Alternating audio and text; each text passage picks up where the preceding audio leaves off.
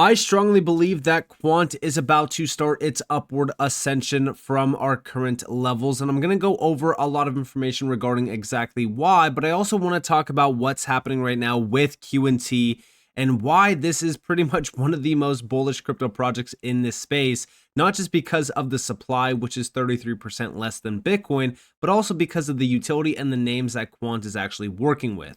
So let's actually start off with the overall price chart. So I do have, the coin market cap chart open up here in, on my screen. And if we actually look at the 1 year real quick, we could see those November highs. Okay, now number one, we want to break over these highs from June, which is $125. If we could break over that, that would clear all of the highs going back to the December highs. So we will have a macro higher high. And if we could break over the December 2024 highs, then that would put us on a path to clearing the highs going all the way back to September of 2022, which would put us on a path to the all-time highs being retested from 2021 and possibly price discovery being achieved. Now, to really kind of look at this, we have the price chart over here on the trading view chart. Now, the trading view chart is telling us and showing us that we're starting to break out. We already broke above the upper trend line. We already retested the upper trend line, and this is on the 3-week, by the way. And now we're starting to break to the upside. Now you might be saying, all right, well, what about the 1 week? Because the 1 week is a little bit different. And yes, if we actually look at the 1 week, there's a few things to make sure that we know before we get too excited. For an example, are we officially broken out of the macro trend? No, this is what the macro trend actually looks like. But the reason why, and sorry, let me go back to the QNT chart. The reason why I have been using the 3-week chart to really kind of chart QNT is because this is the full-on macro view of QNT, which kind of gives us a little bit more of a better picture to go off of. And also it can warn us earlier about a big breakout, which I do believe that we're actually starting right now on the macro.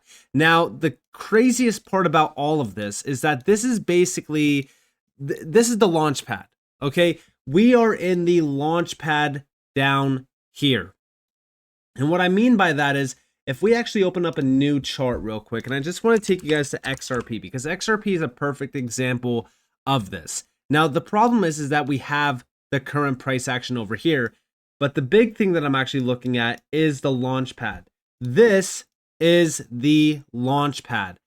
This price action here is all extended. Now, the craziest part about this is that this price action from the point that we started to range to the point of the breakout, this was about 875 days. Now, the reason why I bring this up is because with QNT's chart, from the point where we started to actually range sideways from our current point, we have been ranging for over 1,141 days. I bring this up because XRP, from the breakout of the launch pad, XRP went and did a massive move to the upside. In fact, we're currently up 600 and almost 50%. Off of the lows, we're actually up over 1,152%. The reason why I'm talking about this is because it was 875 days of sideways price action in the launch pad, which led to this. We have been consolidating longer, which tells us that we could definitely have a 1,000% plus push to the upside from our current levels. If we just repeat that same move, that 1,152%, and let me actually just put this in, that way we actually have a full, so I don't think that I could actually change that, but let's just try to get it to the point where it's like close. I'll just go off of 1,148%. That would take us to $1,495 for QNT. Now you might say, well, Nick, that's pretty low in terms of a value for QNT. And yes, I agree with you, which is exactly why I'm bringing this up. We have been consolidating longer, which means the upside push here could be much more significant. But also when QNT actually starts to break out, considering the overall supply metrics and the market cap, we could go absolutely parabolic, which would be equivalent to like a 20x plus return, in my opinion, because again, the full diluted value here is 1.8 billion. 33% less supply than Bitcoin, because when again you have something like QNT moving in an upward, push, you have FOMO hitting QNT, all of a sudden that supply becomes a big thing to focus on. We start to see a supply shock that would send QNT significantly higher. So when we think about that, this 1,148% push, that's definitely something to, be excited about. But I think that we could easily, like I said, 20x to even 30x plus from here. And that would be a $3,600 plus QNT. And I'm using this time to really kind of focus on this range because, again, I would love to buy even more QNT around the $100 level. So if we just continue to range here in a boring fashion, I will utilize all of this time to accumulate as much QNT as possible, because again, the price action has been pretty boring. It's been pretty stale. And typically that type of price action leads to some of the most violent moves. And I think XRP is a perfect example of that. But let's talk about a few things. Number one, let's actually address the supply metrics behind QNT and how much buying there has been. Big shout to Tokenizer for this. There's 202,337 QNT. You are not reading that wrong. That's only 202,000 QNT left on spot exchange reserves. That's insane. Only 202,000 QNT left. There's also 160,000 total QNT holders, meaning if every QNT holder bought 1.264 QNT, we're not even talking about, 1.5, just 1.264. The exchange reserves would run dry. Once OVL Fusion's QNT demand for RCGs comes, supply drying up with a demand spike, yes, I do believe that we will see a supply shock here for QNT. The demand is it's way too much for what QNT has with the supply metrics here. Like if we thought that the supply metrics for Bitcoin and the Bitcoin network effects that have happened over the years is extremely bullish, this is on a much larger scale because it's not just retail that wants QNT. It's also institutional players, central banks, major players in the world are tapping into QNT. So this is why I keep saying that QNT is extremely bullish at this current point. Now, on top of that, okay, let's think about the demand behind QNT. Let's talk about a few things. Let's actually address the market dynamic. The market dynamic is starting to change. And what I mean by that is, check out this post from Gilbert Verdian. The US government's passing of the Genius Act on the 18th of July is going to lead to a catalyst of growth to transfer value on blockchain networks. The same happened with the birth of the internet. The DoD mandated the use of TCP and IP from the 1st of January in 1983. The internet, ARPANET, was designed to transfer information. This was the catalyst needed. We're glad after many years of uncertainty, hostility, and waiting for regulation to catch up, we are at this juncture. In 2018, we called this the Internet of Trust, the network of interconnected blockchain networks to transact value. Presented at the Blockchain Live conference in 2018 in London, for the first time, we can honor the original vision of the internet to create an open, interoperable, and trusted network for people, machines, and data to operate on, but without the original flaw of having to know and trust everyone within the network.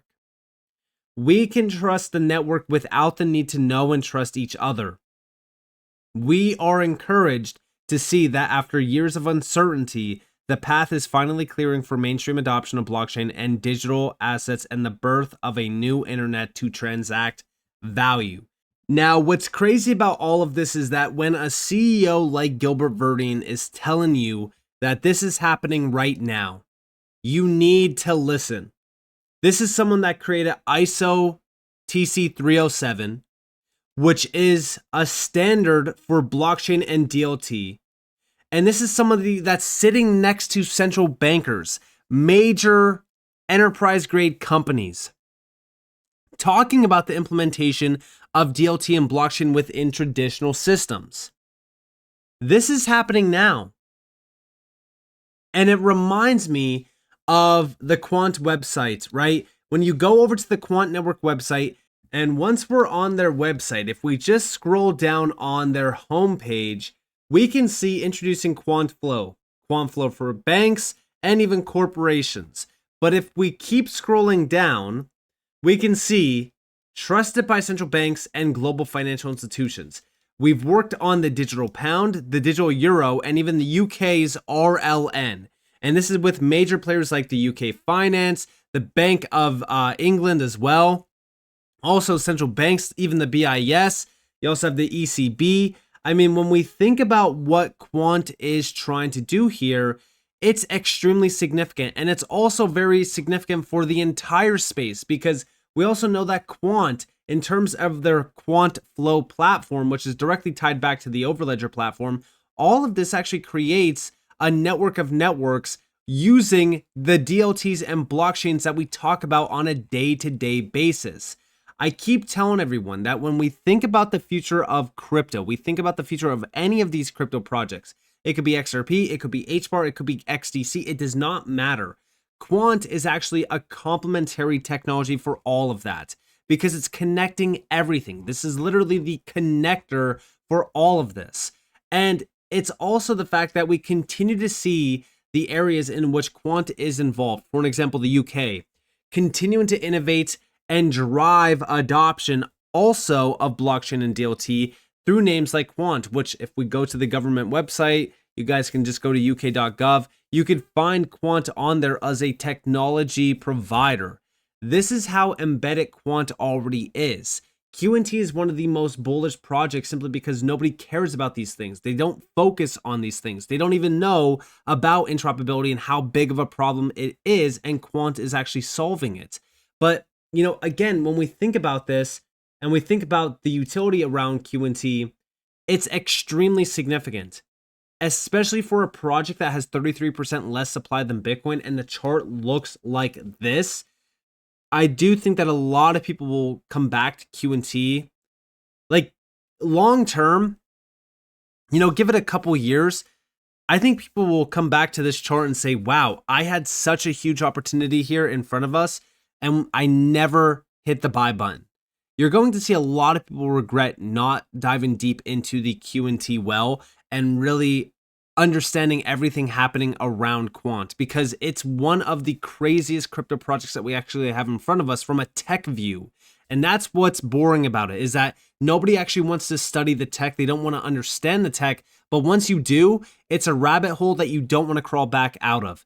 Quant and QNT are, it's just one of the most bullish things in this space right now. And I'm not just talking about this because of the supply metrics. I'm talking about it because of the plethora of utility behind Quant and also the names tied back to Quant as well. So with that being said, I hope that you guys enjoyed this video. If you guys definitely leave a like, subscribe, turn notifications on because more free content. You guys are more than welcome to follow me on Twitter and join the free Discord in the description below. And with that being said, guys, it's been Nick. Thanks for watching. Peace out.